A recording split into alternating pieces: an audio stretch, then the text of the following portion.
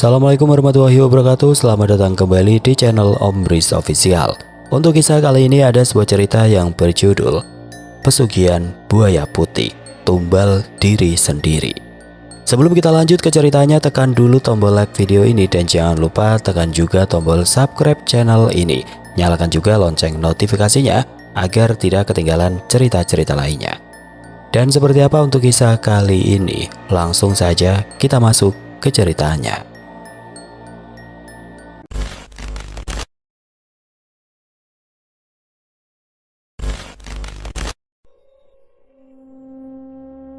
Seorang pemuda bernama Haikal sedang beristirahat setelah setengah hari bekerja. Tiba-tiba ponselnya berdering. Ia melihat sang pemanggil tersebut, ternyata ibunya. "Halo Bu, ada apa?" tanya Haikal. "Haikal, kamu ada uang gak untuk beli seragam sekolah Siska?" Ibunya bertanya langsung tanpa basa-basi. "Nanti sore paling Bu, kalau sekarang aku belum ada."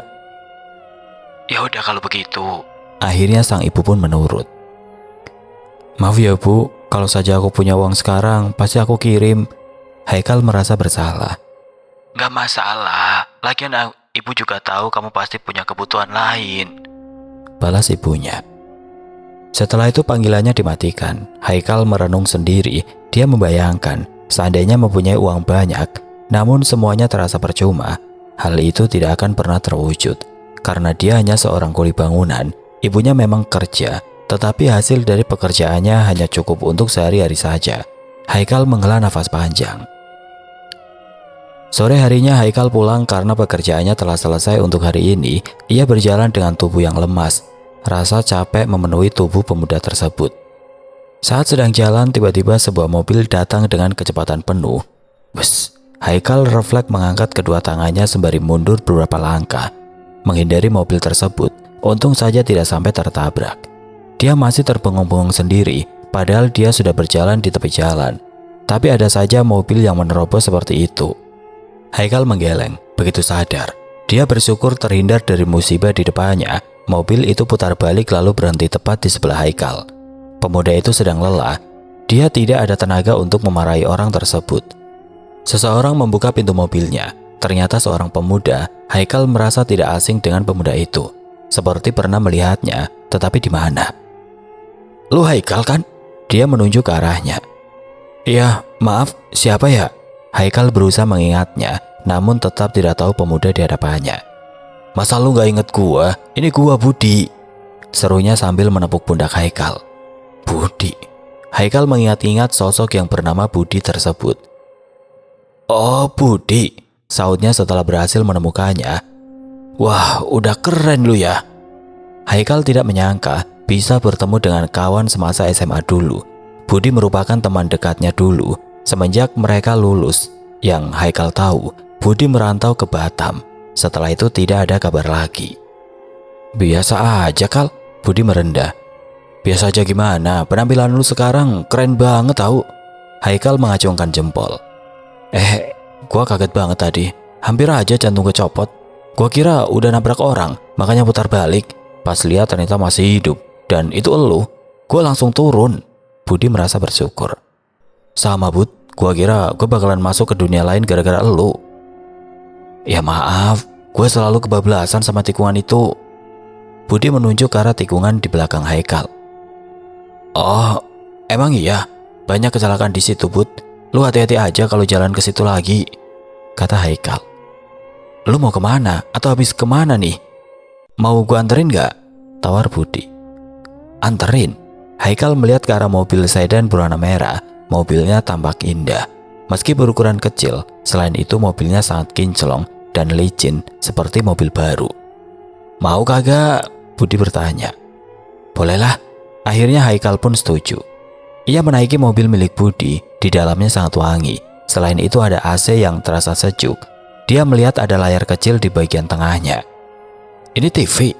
tanya Haikal dengan polosnya. "Bukan, itu iPad. Masa kagak tahu?" ucap Budi. "Wah hebat lu ya. Kerja apa lu sampai bisa beli mobil cakep kayak begini?" tanya Haikal. "Usaha kecil-kecilan lah," Budi menjawab sambil melajukan mobilnya. "Gak mungkin usaha kecil bisa dapat mobil gini." Haikal tidak percaya. "Ya udah kalau lu gak percaya, udah makan belum? Tanyanya pada Haikal. Belum, baru kelar kerja gua. Kebetulan, ayo ke warung makan punya gua. Gua traktir apapun yang lu mau. Hari ini khusus buat lu. Gua gratisin semua makanannya. Budi menawarkan makan gratis pada Haikal di warung makan miliknya. Beneran, Bud? Haikal tidak percaya. Iyalah, buat lu mah gua kagak pelit. Lu aja dulu sering banget traktir gua makan kalau gua lagi bokek. Sekarang gantian. Jangan deh, nanti gua tetap bayar. Takutnya nanti lu yang rugi. Haikal menolak karena tidak enak. Ya elah, kayak sama siapa aja. Emangnya lu makan seberapa banyak sih? Mau lu sampai makan berjuta-juta, tetep gua yang tanggung. Jangan ngerasa kagak enakan gitu. Sejak dulu, susah senang kita bersama. Gua kagak mau nanti ada yang bilang giliran seneng temennya dilupain. Budi ngomong panjang lebar. Makasih Bud, padahal dulu kita sering bersama. Sekarang nasib kita berubah drastis ya. Gak nyangka lu udah sukses sekarang, puji Haikal. Dia merasa iri pada salah satu temannya itu. Budi bisa menjadi orang yang sukses, memakai pakaian rapi, memiliki mobil bagus, wajah yang semakin kinclong, dan badan yang terawat. Tidak seperti dirinya yang kucel, bau keringat, bahkan masih tetap jalan di tempat. Akhirnya mereka tiba di sebuah restoran besar dan mewah. Haikal turun dari mobil dan merasa takjub dengan rumah makan di depannya. Halamannya sangat luas, tempatnya sangat rapi dan bersih. Ayo masuk ke dalam, ajak Budi. Enggak, lu bungkusin aja makanan buat gua Bud.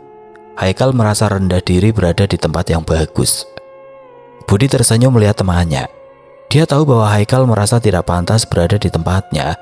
Namun karena dulu Haikal selalu membantunya, dia ingin membalas kebaikannya dulu. Jangan gitulah, tenang aja, restoran ini punya gua. Ini punyamu? Haikal tidak percaya. Setahu dia, tadi Budi bilang usahanya kecil-kecilan. Namun tempat yang ada di depannya bukan kecil lagi skalanya, malah jauh lebih besar. Iya, ayo. Budi menarik tangan Haikal. Tapi Bud, gak usah banyak ngomong, ayo. Budi menyela. Haikal pun akhirnya masuk ke dalam. Benar saja di dalam banyak orang-orang elit. Semua yang datang berpenampilan rapi dan tampak elegan. Dia melihat dirinya sendiri, sangat berbeda jauh. Ia tersenyum kejut begitu sadar pakaian yang dikenakannya seperti orang gembel. Dia seperti setitik noda di pakaian putih bersih. Ayo dimakan, tawarnya setelah semua makanan enak tersaji di hadapannya. Boleh makan ini semua? Haikal merasa sayang untuk memakannya. Hidangan di depannya tidak pantas untuk dimakan, seperti sebuah pajangan. Begitulah pikirnya. Ya boleh dong, seru Budi. Haikal pun mulai menyantap semua makanannya tanpa sungkan lagi. Budi tersenyum melihat sahabat lamanya tersebut. Gimana, enak gak? Enak banget makanannya. Emang makanan di restoran bagus kayak gini gak bisa disamakan sama makanan warteg? Syukurlah kalau lo suka, balas Budi sambil tersenyum. Kasih tahu dong rahasia suksesnya, kata Haikal iseng. Ia tidak serius mengatakannya, hanya untuk berbahasa basi saja. Boleh, tapi lu harus yakin kalau lu pengen maju. Budi tersenyum. Ya pengen lah. Siapa sih yang kagak pengen maju dan sukses? Oke, sekarang lu ikut gua. Kemana? Haikal bertanya. Masa ngomongnya di sini? Budi melihat ke sekeliling. Di restoran begitu ramai orang. Oh iya ya. Haikal menggaruk kepala belakang yang tidak gatal. Ayo ke kantor gue di atas. Gue bakal jelasin semuanya sama lu tentang rahasia suksesnya. Budi mengajak Haikal untuk mengikutinya. Setelah sampai di kantornya, Haikal dibuat terkejut kembali. Tempatnya sangat bagus dan rapi. Wah, enak banget jadi bos ya, serunya sambil duduk di hadapan Budi. Ya lumayan lah. Budi kembali merendap. Lumayan apanya? Ini sih bukan lumayan lagi, tapi untung besar. Haikal semakin iri pada Budi. Lu yakin mau ikuti cara gua? Tanya Budi dengan tampang serius. Iya, gue udah bosan hidup gini-gini aja. Asalkan bisa sukses kayak lu, gue bakal ikutin apapun itu. Haikal sudah sangat tertarik. Tapi lu jangan kaget nanti. Budi memberinya peringatan. Iya, lu tenang aja. Haikal yakin. Caranya dengan pesugihan, kata Budi pelan. Apa? Pesugihan? Haikal takut salah dengar. Iya, Pesugihan. Budi sengaja mengeja perkataannya. Haikal berpikir kembali.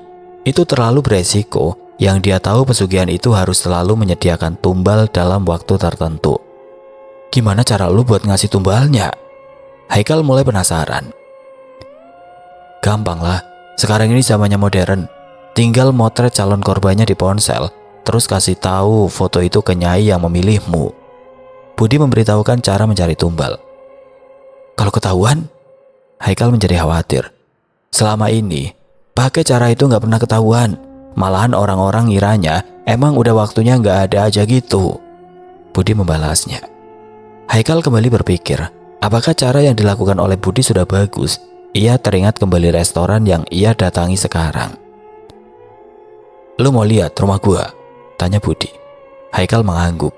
Budi memberitahukan rumah yang sedang dia tempati pada Haikal melalui ponselnya. Haikal melihatnya dengan takjub.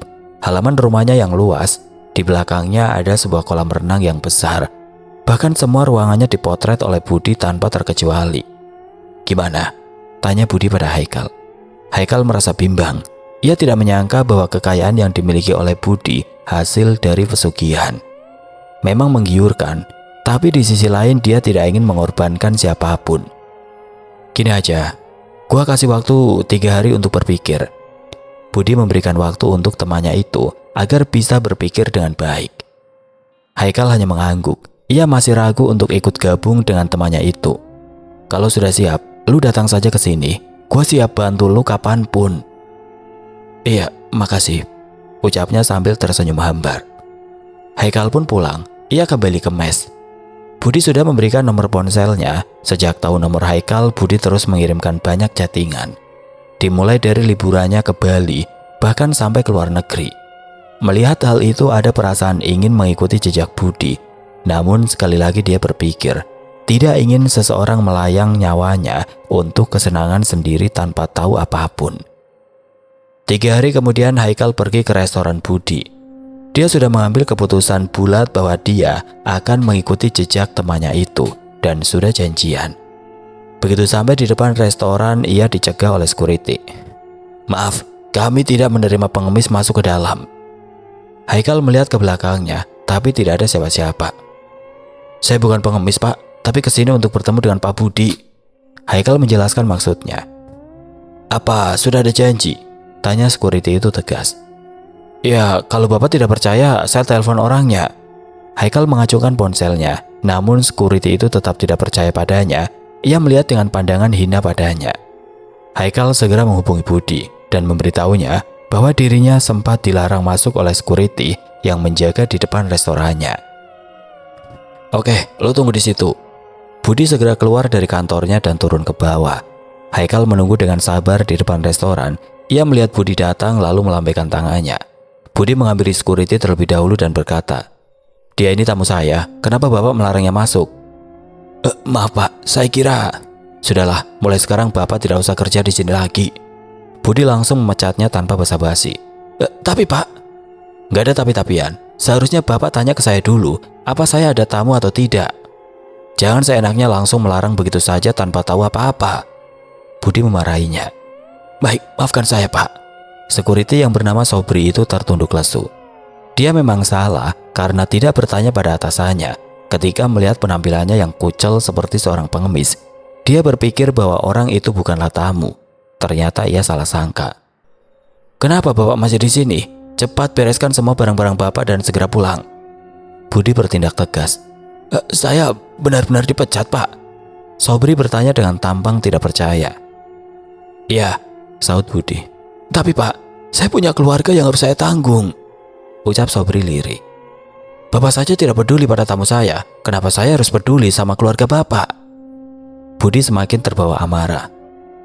Karena penampilannya seperti... Hanya dari penampilan saja Bapak mempermalukannya seperti itu. Kalau saya yang berpenampilan seperti itu, apa Bapak akan melarang saya masuk? Budi membandingkannya. Sudah Bud, ini kasihan. Haikal merasa iba padanya. Sudahlah, saya nggak mau melihat Bapak di sini lagi. Budi tetap memecatnya. Tapi Pak, Sobri mencoba memohon agar tidak dipecat. Tapi keputusan Budi sudah bulat. Dia tidak peduli lagi padanya. Ayo Kal, Budi mengajak Haikal pergi bersamanya dan meninggalkan Sobri. Budi dan Haikal naik lift menuju ke kantornya. Bud, harusnya cukup ditegur saja. Haikal merasa tidak enak. Enggak, lagian ini memang sudah waktunya buat cari tumbal, ujar Budi. Jadi maksudnya? Haikal tidak melanjutkan perkataannya, tapi dia sudah mengerti karena Budi langsung mengangguk yakin. Tidak terasa mereka telah tiba di ruang kantor Budi. Haikal duduk di bangku di hadapan Budi. Jadi gimana? Budi langsung bertanya. Gua nggak tahu, jawab Haikal sambil menunduk. Jangan bilang nggak tahu. Lu harus yakin. Apa ada cara lain selain tumbal? Haikal ingin mencari solusi lainnya. Gak bisa lah. Kalau sudah bersekutu sama mereka, nggak ada alasan untuk nggak ngasih tumbal. Haikal terdiam. Dia kembali merenung, takut keputusannya itu salah besar. Gak usah banyak mikir lagi bro. Lu bisa melakukan apapun yang lu mau. Punya rumah gede, punya usaha, bahkan liburan ke luar negeri bagian manapun, lu bisa. Budi kembali membujuk temannya. Haikal merasa kurang yakin. Gini aja, untuk sesajen dan keperluan ritualnya gue yang tanggung. Lu tinggal jalani saja, gimana? Budi kembali membujuk Haikal. Dia memikirkan kembali kehidupannya yang sangat susah, bahkan untuk makan saja kadang pas-pasan. Belum lagi uang untuk mengirim pada keluarganya di kampung. Oke, akhirnya Haikal setuju. Nah, gitu dong. Haikal hanya tersenyum, namun di dalam hatinya mengatakan bahwa semua itu salah. Di sisi lain dia sangat membutuhkannya. Maka dari itu ia memutuskan untuk terjun ke dunia hitam sekalian. Besok kita ke tempat Mbak Mijan. Dia yang akan kasih petunjuknya. Iya. Terus, lu harus berhenti dari tempat kerja lu selama ini. Selain itu malam ini, lu nginep di rumah gua, gimana? Ajak Budi. Oke, kalau gitu gua pulang dulu. Gua harus bilang ke mandornya kalau gua mau berhenti. Sip, gua kasih alamat rumah gua ke lu. Kalau udah kelar, lu bisa langsung ke rumah gua. Budi menawarkan. Boleh Bud. Haikal takut salah dengar. Ya iyalah, nanti gua chat password rumahnya. Biar lu bisa langsung masuk, tanpa nunggu gua pulang dulu. Budi menepuk pundak temannya. Haikal mengangguk lalu dia pun pergi. Tidak lama dia sampai di tempat kerjanya, sebuah gedung besar yang masih dalam proses pembangunan. Ia menatap ke atas untuk melihat tinggi bangunan itu. Tiba-tiba bayangan saat dia sedang bekerja menari-nari di dalam benaknya. Dia seperti sedang melihat bayangannya sendiri yang sedang bekerja dari bawah ke atas. Selain itu ada mandor yang sering mengaturnya. Ada canda dan tawa bersama sesama teman kulinya. Sampai saat dia mendapatkan uang gaji yang diterimanya, Haikal tersenyum kecut mengenang semua itu. Ini terakhir kalinya aku menginjakan kaki di sini, gumamnya pelan. Haikal membuang nafas begitu saja. Dia pergi ke tempat mandornya berada. Begitu sampai, dia langsung masuk ke dalam ruangan yang biasa ditempati oleh atasannya. Haikal melihatnya sedang menghitung uang berwarna merah muda dan biru. Misi Pak. Haikal langsung menyapanya. Oh, kamu, ada apa Kal? Tanya mandornya. Saya mau berhenti kerja Pak. Haikal langsung berkata dengan takut-takut. Berhenti? Kenapa? Sang mandor tampak tidak suka. Saya mau kerja di tempat teman saya Pak. Haikal memberinya alasan meski harus berbohong. Memangnya teman kamu punya kerjaan apa? Paling-paling sama buruh bangunan juga. Mandor itu meremehkannya. Dia pemilik restoran terbesar yang ada di ujung jalan ini, Pak. Maksudmu, tempat makan Surya itu? Sang mandor menunjuk ke arah restoran itu berada. Iya, balas Haikal sambil mengangguk. Digaji berapa kamu di sana? Tanya mandornya kembali sembari meremehkannya. Sebulan 3.200.000 Pak. Haikal menjawab asal. Oh, besar juga ya. Ya udah, kalau kamu mau berhenti. Sang mandor pun tidak lagi banyak tanya. Oh ya, ini pesangon kamu untuk minggu ini, kata mandornya sambil menyerahkan uang sebesar 150.000. Kok cuma segini Pak? Haikal merasa tidak terima.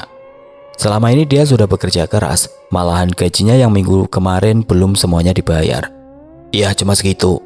Sang mandor tidak peduli. Saya kerja selama 5 hari, harusnya dapat 500.000. Karena seharinya dibayar cepet. Belum lagi yang minggu kemarin masih kurang 300.000 lagi. Kenapa Bapak pelit sama karyawannya? Sedangkan uang di tangan Bapak banyak banget. Memangnya mau dibawa kemana semua uang itu Pak? Haikal mulai naik pitam. Kok kamu nyolot sih? Udah untung aku bayar segitu juga, ucapnya dengan nada ketus. Saya nggak terima, masih kurang 650.000 lagi. Saya minta sisanya dibayar sekarang juga. Haikal bersikuku ingin mendapatkan semua bayarannya. Lagian kamu pasti bakal balik lagi kerja di sini. Nanti aku kasih sisanya kalau kamu bekerja lagi di sini. Sang mandor pun tidak mau kalah. Saya bilang mau berhenti, saya nggak bakalan kerja lagi di sini. Kalau bapak tetap nggak mau kasih bayaran, saya bersumpah hidup bapak nggak bakalan tenang karena selalu korupsi. Ceh, Haikal berdecak kesal. Ia pergi tanpa menerima sepersen pun uang itu. Ada rasa sakit hati di dalam hatinya. Pemikiran untuk melakukan pesugihan itu kembali mencuat. Ia pun memantapkan pikirannya untuk setuju dengan ajakan temannya. Dia juga akan membuktikan pada mandor itu ia bisa sukses tanpa harus memohon padanya. Beberapa hari kemudian Budi mengajak Haikal pergi ke sebuah dusun terpencil yang ada di kota Gresik. Tampaklah sebuah gubuk tua dan hampir reot yang terbuat dari bilik bambu di depan mereka. Ini tempatnya, Kal, Budi memberitahukan. Lu yakin, Bud? Haikal tidak percaya. Sebab bentuk tempatnya seperti gubuk tidak berpenghuni, begitu sepi dan tempatnya di tengah hutan. Haikal melihat ke sekelilingnya, tidak ada rumah lain di sekitarnya. Iya, lu jangan lihat dari luarnya aja dong, lu bakal kaget kalau udah di dalam. Haikal menelan saliva dengan cepat. Ada rasa takut di dalam dirinya, namun ia sudah memantapkan pikiran untuk datang ke tempat itu. Tok tok tok. Budi mengetuk sebuah pintu kayu yang sudah usang. Tidak lama pintu terbuka. Tampaklah seorang pria parubaya mengenakan pakaian serba hitam dengan aksesoris yang banyak di kedua tangan dan lehernya. Rupa pria itu juga tampak menyeramkan. Ayo masuk, ajaknya dengan suara serak. Ayo Kal. Budi mengajak Haikal untuk masuk ke dalam. Dengan perasaan takut Haikal pun masuk. Tidak menyangka begitu masuk ke dalam rumahnya seperti berbeda tempat. Tidak seperti di luar yang tampak menyeramkan dan gelap. Di dalam sangat terang benderang dan terkesan mewah seperti rumah seseorang sultan. Haikal duduk di ruang tamu bersama Budi. Sekali lagi ia merasa takjub. Apa kamu sudah bosan hidup miskin? Makanya kamu kesini? Tanya pria yang bernama Jarno. Iya mbah, saya mengajaknya ke sini supaya dia bisa sukses seperti saya mbah. Budi terdengar antusias. Baiklah, kamu sudah tahu syarat-syaratnya? Tanya Mbah Jarno pada Haikal. Kalau soal itu saya yang akan tanggung mbah, biar dia bisa fokus ke ritualnya saja, kata Budi kembali. Haikal hanya diam saja karena sejak tadi Budilah yang menjawab semua pertanyaan Mbah Jarno. Baiklah, kamu tidur di sini malam ini. Besok pagi aku akan membawamu ke Sungai Cibening. Kamu bisa mulai bertapa di sana, ujar Mbah Jarno. Baik mbah, Haikal pun menurut. Setelah itu Budi pamit pulang karena dia tidak bisa pergi lama-lama. Makasih Bud, kalau gue udah sukses nanti gue bakal ganti semuanya. Haikal merasa tersentuh karena bantuan Budi yang begitu besar padanya. Iya, gue tunggu. Setelah mengantarkan itu Budi pergi menggunakan mobilnya. Haikal bermalam di rumah Mbah Jarno. Dia disediakan kamar yang sangat bagus. Ia masih tidak menyangka bahwa rumah reot di tengah hutan itu ternyata di dalamnya sangat mewah. Nang, ayo bangun. Mbah Jarno membangunkan Haikal sambil menepuk-nepuk pundaknya pelan. Haikal membuka matanya. Iya. Ayo, ikut mbah. Tapi mbah, saya belum cuci muka, balas Haikal sambil mengucek-ngucek matanya. Wes, itu mah gampang. Mbah Jarno pergi lebih dulu. Haikal pun ikut pergi dengan terpaksa, walaupun masih mengantuk. Tapi dia tetap harus pergi untuk mencapai tujuannya. Begitu keluar ternyata masih dalam keadaan gelap. Matahari bahkan belum nampak. Dia dibangunkan sejak pagi-pagi buta. Mbah Jarno memimpin jalannya. Dia pergi menggunakan sebuah obor yang terbuat dari bambu sebagai penerangan jalan karena masih sangat gelap. Tidak lama mereka pun sampai di sebuah tepi sungai. Suasana di sekitarnya tampak sejuk, bahkan hawa dingin mulai menusuk kulitnya. Haikal merasa kedinginan, tetapi dia harus tahan. Mereka pun sampai di sebuah curug. Suara air yang saling berjatuhan menggema dengan keras. Bahkan ada beberapa cipratan yang mengenai tubuh Haikal. Kamu kesini, kata Mbah Jarno. Haikal kembali menurut. Ia maju beberapa langkah ke depan dengan hati-hati karena bebatuan di bawahnya licin. Duduklah di atas batu besar itu, tunjuk Mbah Jarno pada sebuah batu yang paling besar di bawah hembasan air terjun. Haikal pun kembali menurut. dan mulai duduk di atas batu itu sambil bersila. "Ingat, jangan tergoda oleh para bidadari yang mandi di sini. Kamu harus fokus bertapa," ucapnya mewanti-wanti. "Berapa lama saya di sini, Mbah?" "Selama 40 hari 40 malam," Mbah Jarno memberitahu. "Selama itu?" Haikal menjadi ragu. "Ya, pokoknya kamu harus fokus pada keinginan kamu. Apapun itu, harus tetap teguh pada pendirianmu," kata Mbah Jarno. Haikal kembali mengangguk. Ia sudah tidak bisa mundur lagi, semuanya sudah di depan mata. Bayangan penghinaan sampai kehidupannya yang begitu pahit terlintas di dalam otaknya. "Baik Mbah, saya sudah siap," kata Haikal yang sudah memantapkan tekadnya. Haikal mulai memejamkan mata. Ia tidak peduli dengan hawa dingin yang sudah menjalar ke seluruh tubuhnya. Mbah Jarno memulai ritualnya dan Haikal mulai fokus pada tujuannya. Beberapa minggu pun berlalu sampai tidak terasa sudah hampir 40 hari Haikal bersemedi tanpa makan dan minum. Ia ternyata sanggup melakukan hal itu. "Bangunlah," pinta seorang wanita padanya. Haikal membuka mata, dia terkejut begitu melihat ada seekor buaya putih sangat besar di hadapannya. Matanya terbelalak, jantungnya berdebar cepat. Di dalam hatinya sudah pasrah bila ia menjadi santapan buaya besar di hadapannya. Sang buaya yang menyadari ketakutan Haikal berubah menjadi seorang wanita berparas sangat cantik. Wanita itu mengenakan sebuah gaun berwarna putih dengan perhiasan yang memenuhi tubuhnya. Haikal menelan saliva. Baru kali ini dia melihat wanita yang begitu cantik dan menawan di hadapannya. "Waktumu sudah habis. Ayo, ikut denganku." Seperti telah terhipnotis, Haikal mengikuti tanpa protes sedikit pun. Dia diajak ke sebuah gua yang gelap. Namun tiba-tiba saja semua berubah menjadi rumah yang sangat amat indah. Rumah bertingkat 2 dengan banyak dayang di sekitarnya. Haikal sampai takjub melihatnya. Rasa takut saat melihat sosok buaya besar itu langsung terlupakan dengan mudahnya. "Masuklah," pintanya pada Haikal. Ia kembali menurut dan masuk ke dalam sebuah kamar. Kamar yang sudah didekorasi dengan indah. Terdapat sebuah ranjang yang dihiasi oleh bunga-bunga seperti kamar pengantin.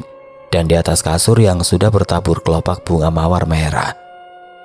Wanita bernama Nyai Baya lebih dulu naik ke atas ranjang dan meminta Haikal untuk mengikutinya. Mereka pun melewatkan malam yang penuh gairah bersama. Setelah selesai, Haikal diminta untuk memakan hidangan mewah di hadapannya. Rasa lapar dan dahaga timbul seketika, apalagi dia belum makan dan minum apapun selama 40 hari. Wajar saja perutnya menjadi keroncongan. "Apa saya boleh makan ini semua, Nyai?" tanya Haikal ragu. Rasa lapar kian menusuk-nusuk perutnya. "Tentu saja boleh," jawab Nyai Baya. Akhirnya Haikal tidak sungkan lagi dan mulai menyantap hidangan di hadapannya. Namun ada sesuatu yang terjadi pada salah satu anggota keluarga Haikal. Haikal memakan ayam bekakak yang diawali oleh tangannya terlebih dahulu. Di sisi lain, adiknya yang bernama Siska sedang kesakitan di bagian tangannya. "Ibu, tangan Siska sakit," teriaknya sambil menangis. Setiap daging ayam yang dimakan oleh Haikal berdampak buruk pada anggota tubuh adik bungsunya. "Ibu, tubuh Siska sakit." Ibunya mengelus-ngelus bagian tubuh yang sakit. "Sakit kenapa?" Ririn, adik pertama Haikal, bertanya pada adiknya. Haikal memiliki 2 adik. Siska berusia 6 tahun dan Ririn berusia 11 tahun. "Mbak, semuanya sakit." Siska merintih sampai suaranya mulai habis. Sampai akhirnya daging ayam bekakak itu habis, hanya tinggal tulang saja. Di saat yang bersamaan Siska sudah tidak mengeluh kesakitan lagi. Wajahnya menjadi pucat dan tubuhnya mulai kehilangan tenaga, menjadi lemas. "Siska, bangun nak." Ibunya mengguncang tubuh putri kecilnya, namun Siska tidak dapat dibangunkan. Begitu sang ibu mengecek denyut di jantungnya, ternyata sudah tidak ada. "Siska, gak mungkin." Sang ibu menangis dengan histeris. "Siska!" teriak Ririn, kakak perempuannya, dengan suara yang melengking, diiringi isak tangis. Nyai Baya tersenyum licik melihat Haikal makan dengan rakus. Tanpa dia tahu, adiknya menjadi tumbal pertama. "Gimana? Apakah ayamnya enak?" tanya Nyai Baya pada Haikal. "Enak, Nyai," Haikal menjawab sambil mengelap mulutnya dengan tangan. "Ya sudah, kamu bawa tas hitam itu." Nyai Baya menunjuk ke kedua koper berukuran besar. Haikal melihatnya lalu mengangguk. Ia sudah mengerti. apapun itu akan tetap dibawa olehnya. Kamu harus ingat, tumbal selanjutnya harus kamu sediakan setiap bulan purnama datang. Nyai Baya memberitahu yang selanjutnya. Baik Nyai, Haikal sudah paham. Haikal kembali ke rumah Mbak Jarno dan berpamitan karena sudah berhasil. Dia juga memberikan upah yang lumayan banyak sebagai rasa terima kasihnya. Haikal menghubungi Budi agar mau menjemputnya.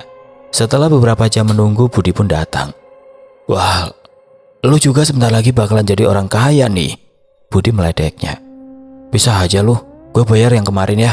Haikal teringat pada sesajen yang dibayar oleh Budi. Gak usah, gue ikhlas. Budi tidak keberatan meski tidak dibayarkan sekalipun. Gak bisa gitulah. Gue ikhlas bantuin lu. Budi memotong perkataan Haikal. Lu sudah seperti saudara buat gua, jadi uang segitu gak seberapa buat gua. Lebih baik lu pakai aja. Lu pasti lebih membutuhkan. Ayo, buktikan pada orang-orang yang sudah menghina bahwa lu bisa sukses sekarang. Makasih Bud, tapi gua mau pulang kampung dulu. Gua mau lihat keadaan keluarga gua. Oke, berarti gua antar ke terminal nih, tawar Budi. Iya. Budi pun mengantar Haikal ke terminal antar kota. Begitu sampai, Haikal turun dan berpamitan. Makasih sekali lagi bro. Iya, gue tinggal ya. Budi juga pamit pulang. Haikal naik sebuah bis yang menuju ke kampungnya. Ia tidak sabar ingin melihat senyum ceria keluarganya yang akan menyambut kepulangannya.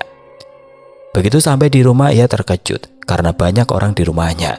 Selain itu, ada sebuah bendera berwarna kuning yang berkibar di sebuah pohon mangga di depan rumahnya. Ia segera masuk, takut terjadi sesuatu. Tampaklah ibu dan adik pertamanya Ririn sedang menangis sambil memeluk tubuh kecil yang sudah mulai kaku. Siska, jangan tinggalkan Mbak. Suara Ririn sangat parau. Haikal maju perlahan-lahan. Ia takut salah dengar. Ia langsung membuka kain yang menyelimuti tubuh mungil itu. Begitu melihat, ia terkejut. Adik kecilnya ternyata sudah tiada. Air mata keluar dari pelupuk matanya. Hatinya begitu sakit bagaikan ditusuk oleh ribuan pedang. Tiba-tiba tubuhnya menjadi lemas. Ia duduk tidak berdaya. Mas, sebelum Siska meninggal katanya semua badannya sakit kayak lagi digigit. Ririn memberitahukan penyebabnya. Digigit? Ia teringat kembali ayam bekakak yang dimakannya semalam. Haikal langsung berlari keluar. Dia meminjam kendaraan sebuah sepeda motor milik saudaranya. Haikal berpacu dengan cepat ke sebuah desa yang jaraknya cukup jauh dari kampungnya. Beberapa jam kemudian dia sampai di sebuah aliran sungai Cibening. Suasana di sana sangat hening. Hanya terdengar suara air terjun yang berjatuhan dengan keras. Nyai, Nyai Baya! Teriak Haikal dengan geram. Ia bisa menebaknya bahwa Siska sudah menjadi korban pertamanya.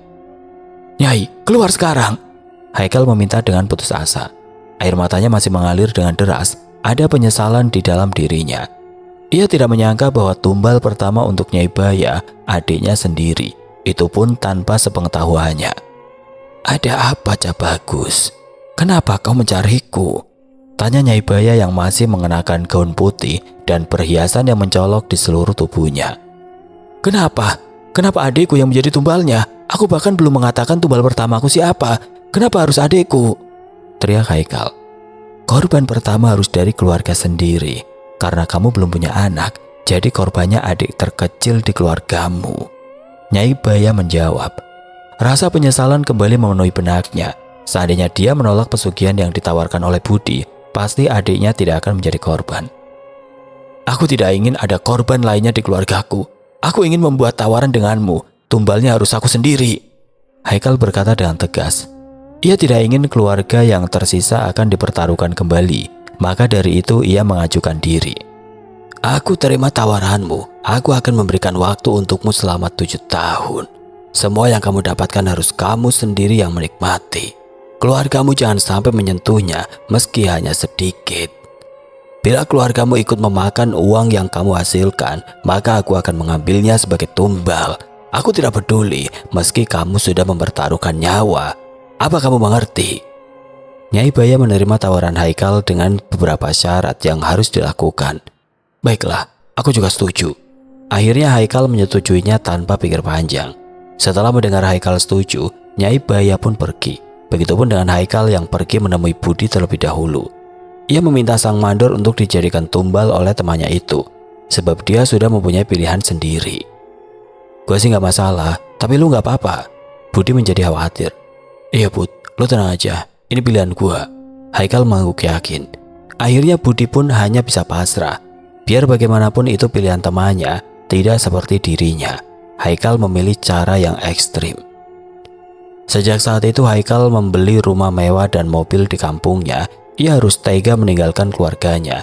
Ia gunakan untuk kesenangannya sendiri, seperti berpoya-poya, bermain dengan banyak wanita, sampai melakukan apapun agar dirinya selalu dalam keadaan senang. Suatu ketika ibunya sakit, Ririn pergi ke rumah kakaknya untuk meminta bantuan. Mas, ibu sakit, kita nggak punya uang untuk membawa ibu berobat ke rumah sakit. Ririn memelas sambil menangis. Apa? Ibu sakit? Bukan urusanku. Haikal mendorong adiknya sampai jatuh. Kalau kalian kesini hanya untuk meminta uang dariku, lebih baik pergi saja, usirnya. Aku tidak akan memberikan 1% pun pada kalian berdua, tidak peduli meski ibu sedang sakit sekalipun. Ririn merasa sakit hati karena perkataan Haikal yang begitu kejam. Tapi mas, ibu... Pergi dari sini, jangan pernah datang lagi apapun alasannya. Haikal kembali mengusir sang adik. Satpam, cepat datang ke sini dan seret gembel ini keluar, perintahnya pada penjaga keamanan. Kedua satpam itu pun menurut dan membawa adiknya pergi. Mas, tolongin ibu mas, kasihan ibu. Ririn tetap memohon pada kakaknya. Siapa tahu saja kakaknya berubah pikiran, namun Haikal tidak peduli. Ia masuk ke rumah dengan pintu yang dibanting dengan keras. Sebenarnya Haikal tidak tega melakukan hal itu, tapi mau bagaimana lagi? Sebab persyaratannya melarang keluarganya untuk ikut menikmati hasil darinya. Tanpa terasa air matanya jatuh. Haikal menangis di balik pintu sampai kakinya terasa lemas. Ia duduk terjatuh. Ibu, maafkan aku. Dia terkejut saat mendengar ibunya sedang sakit, tapi dia tidak bisa banyak membantu. Dia segera menghubungi temannya dan meminjam uang padanya untuk diberikan pada ibunya. Setidaknya uang dari temannya itu uang halal. Gua ganti 3 kali lipat, Ton. Gua mohon, pinjamkan gua uang, terus kasih ke ibu gua. Jangan bilang itu dari gua, bilang aja lu yang kasih. Tony pun setuju dan memberikan uang itu pada ibunya Haikal untuk berobat. Setelah selesai, Haikal menggantinya dengan banyak uang dalam koper kecil. Makasih, Ton. Haikal merasa bersyukur karena temannya itu mau membantu. Sama-sama, gue ngerti alasannya, gue turut berduka, balas Tony. Selain Budi, Tony juga merupakan teman semasa SMA. Setidaknya, Tony bekerja dengan halal karena dia seorang pedagang buah di pasar. Dia juga tahu bahwa dirinya dan Budi terlibat pesugihan. Apalagi saat mendengar bahwa Haikal mempertaruhkan nyawanya sendiri. Tony tidak bisa berbuat apa-apa karena itu pilihan temannya. Kopernya lu ambil aja. Gue ikhlas nolongin keluarga lu, kata Tony. Tapi gue minjemnya gak sedikit, Ton. Haikal merasa tidak enak. Gak apa-apa, suatu saat nanti pasti diganti sama yang di atas. Lu bawa lagi aja, balasnya tetap menolak. Apa karena ini bukan uang halal? Tony hanya mengangguk sambil tersenyum. Haikal pun mengerti dan dia tidak bisa memaksa temannya untuk menerima. Terima kasih. Setelah itu Haikal kembali ke rumahnya. Dia kembali melakukan rutinitasnya, yaitu berfoya-foya. Tidak peduli meskipun warga di sekitar menyebutnya anak durhaka atau tidak peduli pada keluarganya sejak sukses. Sampai tidak terasa, waktu 7 tahun pun tiba. Gimana Cak Bagus? Apa kamu sudah siap ikut denganku? Tanya Nyai Baya. Iya, tapi aku punya satu syarat. Aku berharap Nyai mau mengabulkannya karena ini permintaan terakhirku. Apa yang kau inginkan? Nyai Baya kembali bertanya. Aku ingin melepaskan nyawa di pelukan ibuku, kata Haikal lirih. Nyai Baya mengangguk. Hanya dalam satu kedipan mata dari Haikal, ia sudah berpindah tepat di dekat ibunya. Ibu, Haikal memeluk ibunya. Rasa rindu kian menggerogoti. Buat apa mas kesini? Ririn tidak suka dengan kehadiran kakaknya. Meskipun ia sempat terkejut karena tiba-tiba kakaknya sudah berada di dekat mereka. Namun ia teringat saat Haikal sering mengusirnya dan sang ibu setiap kali berkunjung. Haikal berlutut dan memeluk kaki sang ibu. Ibu, aku minta maaf. Mungkin kesalahanku tidak bisa dimaafkan begitu saja. Aku mohon ibu, untuk yang terakhir kalinya, tolong maafkan aku. Sudah nak, ibu sudah maafkan semua kesalahanmu. Ibu tahu selama ini kamu pasti hilaf, kata ibunya yang tidak menyimpan dendam. Biar bagaimanapun Haikal tetaplah putranya. Terima kasih, ucap Haikal. Ia pun mengangguk pada Nyai Baya yang berada di belakang ibunya. Nyai Baya mengerti, lalu mulai membawa jiwa Haikal. Tubuh Haikal menjadi lemah dan jatuh ke bawah kaki ibunya. Sang ibu langsung memeriksa keadaan putra sulungnya dan terkejut karena nadi di tangannya tidak lagi berdenyut. Haikal, kenapa kamu juga meninggalkan ibu? Ibunya mengguncang-guncangkan tubuh Haikal sambil menangis histeris, sama seperti saat menangisi adiknya. Apa bu? Mas Haikal sudah... Ririn yang kini sudah menjadi gadis remaja ikut terkejut atas meninggalnya sang kakak. Mas! Ririn pun ikut menangis. Meski di hatinya masih merasa sakit hati, tapi melihat kakaknya tergeletak tidak berdaya dan tidak lagi mengembuskan nafas, membuatnya tidak bisa menahan tangis. Tangisan pilu dan kesedihan yang mendalam memenuhi rumah mereka. Oke teman-teman, sekian untuk kisah kali ini. Bagaimana menurut kalian tentang kisah ini? Tulis komentar kalian di kolom komentar. Dan buat teman-teman yang baru bergabung, jangan lupa untuk like, komen, share, serta subscribe channel ini. Dan jangan lupa nyalakan juga lonceng notifikasinya agar tidak ketinggalan cerita-cerita lainnya. Dan akhir kata, wassalamualaikum warahmatullahi wabarakatuh.